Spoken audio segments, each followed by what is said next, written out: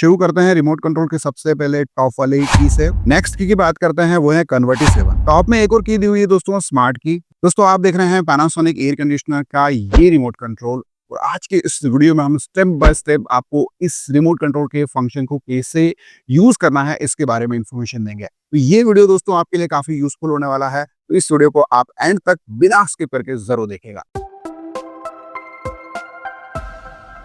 शुरू करते हैं रिमोट कंट्रोल के सबसे पहले टॉप वाले की से, और वो है येलो वाली की, जिससे आप एसी को ऑन कर सकते हैं और ऑफ भी कर सकते हैं।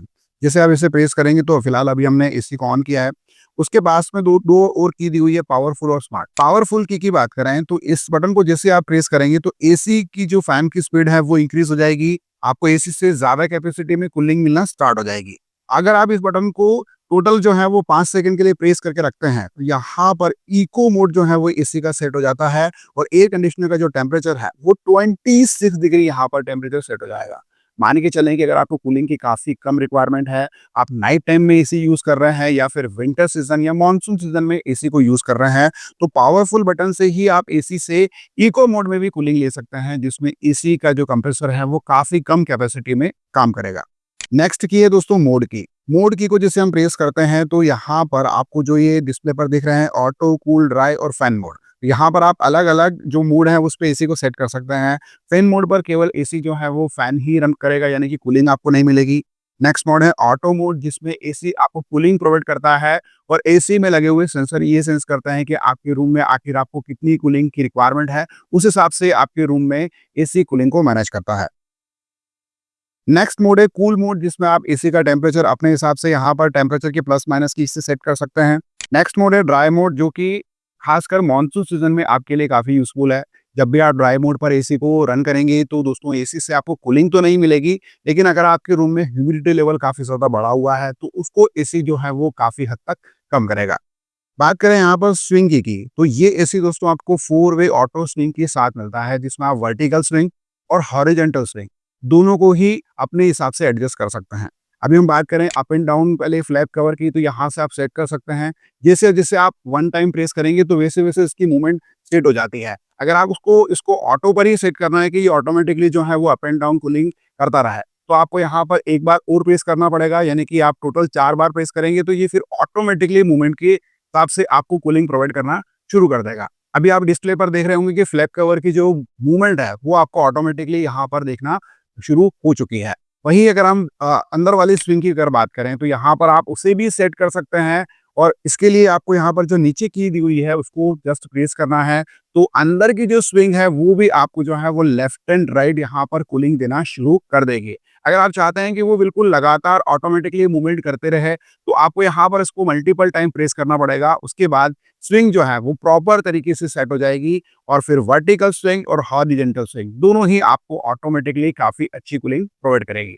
टेम्परेचर की से आप प्लस माइनस जो है वो टेम्परेचर इंक्रीज और डिक्रीज कर सकते हैं, और फैन स्पीड वाली की से आपके फैन की जो स्पीड है उससे मैनेज कर सकते हैं। फैन स्पीड यहाँ पर मैक्सिमम 5 आपको देखने को मिलती है, आप इससे मिनिमम पर भी सेट कर सकते हैं, और अगर आपको लगता है कि ज्यादा फैन स्पीड आपको सेट करना है तो उसे भी आप मैनेज कर सकते हैं। जैसे आप कंफर्टेबल हो उस हिसाब से आप फैन स्पीड को मैनेज करें। नेक्स्ट की बात करते हैं वो है कन्वर्टी 7। ये एयर कंडीशनर आपको कन्वर्टेबल कूलिंग मोड्स के साथ मिल जाता है, जिसमें आप एसी से हाई कैपेसिटी, फुल कैपेसिटी यानी कि 100% capacity, 90% capacity, 80% capacity, 70% capacity, 55% capacity और 40% कैपेसिटी में कूलिंग ले सकते हैं।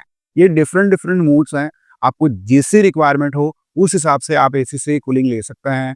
अगर आपको काफ़ी कम कूलिंग चाहिए तो आप 40% या 55% पर एसी को यूज़ करें, और अगर आपको मीडियम कूलिंग चाहिए तो आप 70%, 80% या 90% कैपेसिटी में एसी को सेट कर सकते हैं।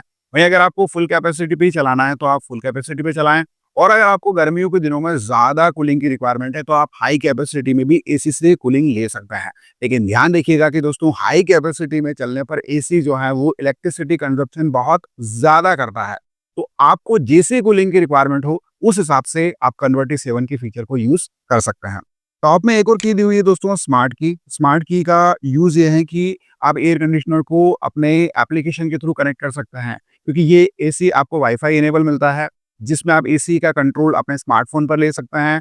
इसके लिए आपको पैनासोनिक की मिरई ऐप को सबसे पहले अपने मोबाइल पर इंस्टॉल करना पड़ेगा। उसके बाद दोस्तों आपको एक छोटा-सा सेटअप करना होता है। वैसे इस टॉपिक के ऊपर मैं डिटेल में वीडियो आपके लिए लेकर आऊँगा, जिसमें स्टेप बाय स्टेप आपको मैं ये बताऊँगा कि कैसे आप कनेक्टिविटी आसानी से कर सकते हैं। इन फीचर के बारे में अगर हम बात करें, तो ये बहुत ही इंपॉर्टेंट फीचर है। आपको इस एसी में क्रिस्टल क्लीन का फीचर मिलता है, जिसमें आपको जो इवेपोरेटर कॉइल्स मिलती है, जिससे कि हम कूलिंग कॉइल्स भी कहते हैं। अगर आपको उससे क्लीन करना है, तो इस फंक्शन को आपको यूज़ करना पड़ेगा। एसी दोस्तों, जैसे आप इस फंक्शन को यूज़ करेंगे, तो एक पर्टिकुलर टाइम के लिए एक प्रोग्राम रन करेगा और ध्यान रखिएगा कि दोस्तों ये जो प्रोग्राम है, वो एसी ऑफ होने पर ही रन होता है। वैसे प्रैक्टिकली हम इसके ऊपर डिटेल में वीडियो लेकर आएँगे, जिसमें आपको स्टेप बाय स्टेप बताएँगे कि आपको क्रिस्टल क्लीन फीचर को कब यूज़ करना चाहिए और इस फीचर का आखिर क्या इम्पोर्टेंस है। क्लीन फंक्शन का एक और यूज़ ये है कि अगर आप क्लीन फंक्शन को जो है वो 3 से लेकर 5 सेकंड यहाँ पर प्रेस करके रखेंगे, तो एसी का जो हिडन डिस्प्ले है, जहाँ पर आपको टेम्परेचर वगैरह शो करता है या एयर कूल शो करता है, वो जो है वो ऑटोमेटिकली ऑफ हो जाएगा। दोबारा अगर आप 3 से 5 सेकंड इसे प्रेस करके रखेंगे, जो हिडन डिस्प्ले है वो दोबारा ऑन हो जाएगा। यानी कि सेम बटन से आप ऑन और ऑफ दोनों कर सकते हैं। अब बात करते हैं हम टाइमर वाले बटन की, यानी कि एसी को आप कब किस पर्टिकुलर टाइम पर ऑन करना चाहते हैं या ऑफ करना चाहते हैं, ये आप सेटिंग टाइमर बटन से कर सकते हैं। जैसे कि अभी हम देख रहे हैं कि अभी हमने टाइमर ऑन को किया है। यहाँ पर हम जैसे ही टाइमर ऑन करते हैं, तो हमारे सामने क्लॉक आ जाती है और क्लॉक को हम हमारे हिसाब से सेट कर सकते हैं। यानी कि अगर हम 1:40 पर इसे सेट करना चाहते हैं, तो यहाँ पर हम टोटल 3 सेकंड के लिए अगर वेट करेंगे, तो ये ऑटोमेटिकली टाइमिंग जो है वो सेट हो जाएगी।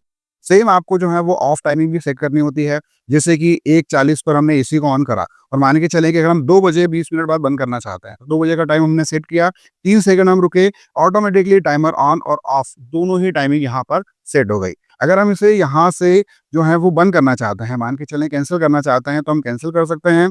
सेम आप जो है वो ऑफ वाले को भी यहाँ से कैंसल कर सकते हैं। तो सिंपल सी प्रोसेस है, आप अपने हिसाब से सेटिंग करें और ये टाइमर का जो ऑन है और ऑफ की जो टाइमिंग है, वो अपने हिसाब से सेट करें।